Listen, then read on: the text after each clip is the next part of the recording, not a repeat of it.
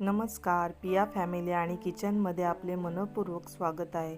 तर आज मी मोड आलेल्या चवळीची भाजी बनवणार आहे. तर ती कशी बनवायची पाहूयात.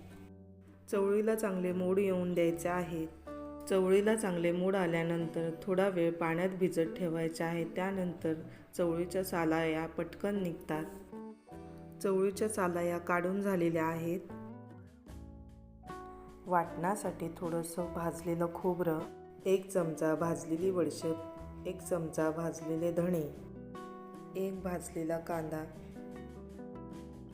थोडेसे पाणी टाकायचं आहे आणि थोडीशी कोथिंबीर टाकून वाटण हे वाटून घ्यायचं आहे. कुकरमध्ये 2 चमचे तेल चांगला गरम झाल्यानंतर 1 चमचा राई, फोडणीसाठी हिंग टाकायचा आहे. कढीपत्ता, आता बारीक चिरलेले 2 कांदे, 2 बारीक कापलेले टोमॅटो चांगले फ्राय करून घ्यायचं आहे. चवीनुसार मीठ,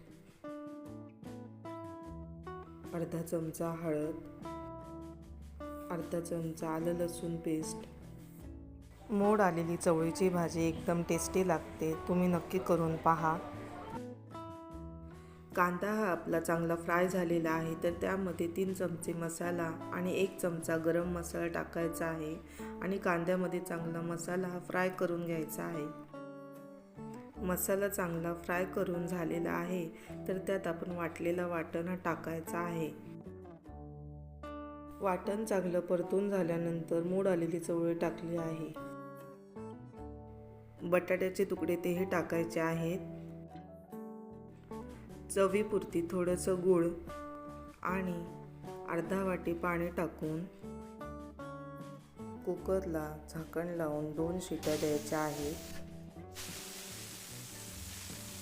मोड आलेली चवळीची भाजी ही टोपातही तुम्ही वाफेवर शिजवू शकता. एकदम टेस्टी अशी चवळीची भाजी आपली तयार आहे.